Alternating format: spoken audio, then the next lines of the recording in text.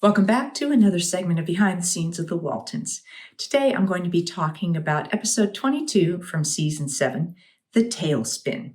If you're enjoying these, please do hit like and subscribe. The Tailspin was written by Claire Whitaker and directed by Walter Alsman. In the ongoing case of the moving bedrooms and windows, in this case, Jim Bob is in the middle window, is what it appears to be, which I have said really was the girls' room, but I guess they just used whatever worked because there wasn't really a way to show the boys' window from the front of the house because there weren't 4 windows across the front of the house. We find out that Jim Bob is not doing well in school.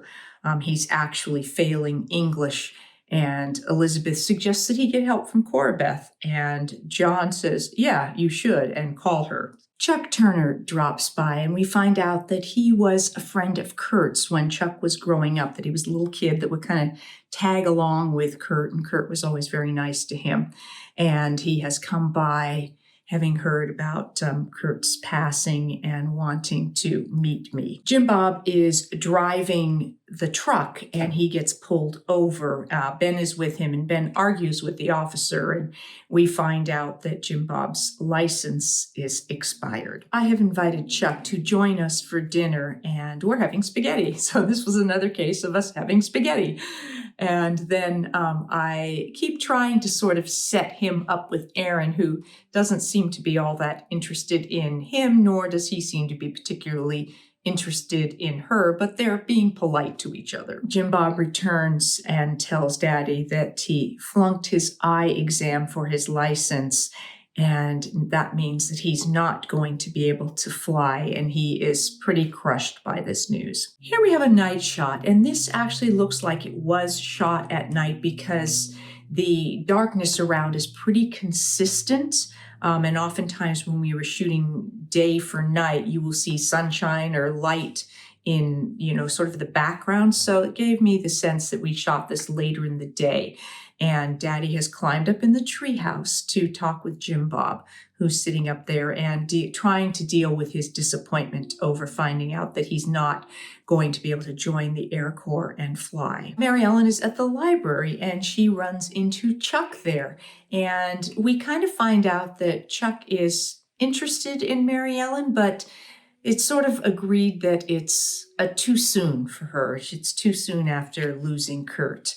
But what did catch my eye is I have a photo of me wearing this red dress, and I realized that this is clearly the episode during which this shot was taken. I was making note of this part of the back lot. We're sort of on Western Street, and right on the corner there was where the sheriff's office was, and if you were to pan up, you would see the railing where we stood when we were watching Jim Bob's motorcycle race. And this was also the corner where we started and ended the ride and tie race that Mary Ellen and Aaron did in The Wager. And then we see the road there as he's heading towards kind of out of town. And that is the road that goes into the jungle that would lead us in a fairly short period of time to Drusilla's Pond. But then we get into the inside of the car and we are now into process shots. In his devastation, Jim Bob has decided to sell off all of his airplane stuff. He doesn't want the reminders around. So he is just selling the whole box of it, all his airplanes, his aviator cap, all of it.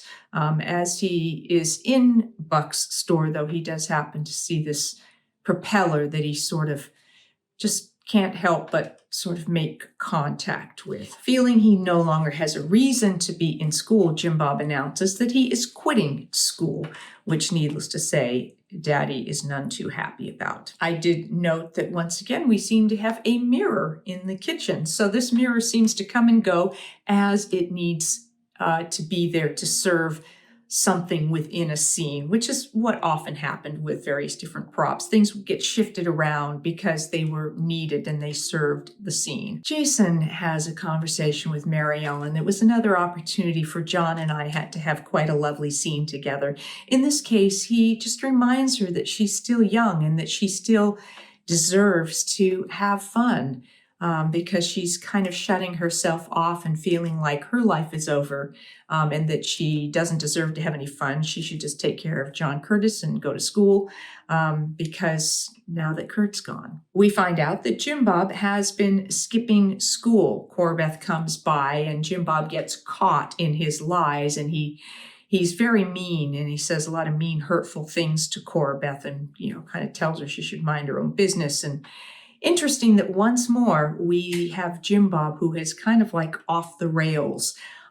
This has happened a few times, particularly I noticed in season 7, and since Mama's been gone, that Jim Bob seems to be the one that's really having a difficult time finding his way. He says he's been trying to enlist. John is angry enough that he says, well, then fine. He will sign the permission slip that Jim Bob can go and join up if he wants to. Jason finds himself once more listening to Daddy. Jason has become a really good listener and has given John someone to be a set of ears and a set of reason, and an opportunity for him to find his way through things now that Olivia isn't there, and he doesn't have John Boy either. On his way to Rockfish to enlist, Jim Bob comes across Corbeth, who is on the side of the road with a flat tire. Although she doesn't want to have anything to do with him, he says he does want to help her and change her tire. A little later, when we come back and Jim Bob is finishing up the tire, she talks about how she knows what people say about her, and that all these little things that she does is, in a way, her sense of keeping her dreams alive. She knows that now that Jim Bob, because of his eyesight, can't fly, but she recognizes within that a similarity of not being able to pursue your actual dreams, but how you find ways to keep them alive anyway. And this means a lot to Jim Bob. I think this was just probably my favorite scene, certainly of the two of them, but maybe one of my favorite scenes of each of theirs individually. It was just such a beautiful scene together. Chuck has invited Erin to a Bond rally, and she has agreed to go. He shows up. She's not there. She's not ready. Mary Ellen's there. She says, I'll hurry her up. And she goes upstairs, and Erin's washing her hair, and we have a really cute scene between Mary Ellen and Erin, where I'm trying to wash all the soap out of her hair, and she's like just covered with the soap and stuff. And I just thought it was a lot of fun. Ultimately, Mary Ellen decides that she will go on the date with Chuck herself. She's just willing to take that first little step outside of sort of her self-imposed solitude. The conversation with Corbeth has clearly had an impact on Jim Bob, because he returns from Rockfish not having signed up, but with the airplane propeller he saw at Bucks, and he has decided he's going to build an airplane, that the best way if he wants to be an airplane mechanic is to build his own. So he's not going to join the Army, but he is going to build an airplane.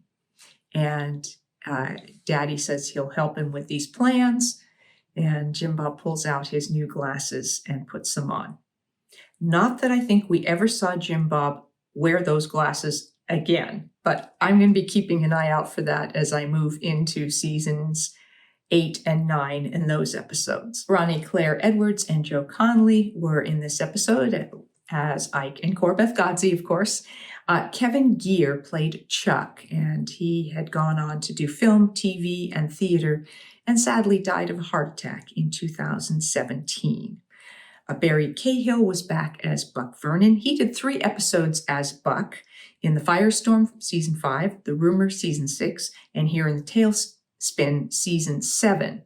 He is from Vancouver, and he died in 2012 after having done tons of TV and film.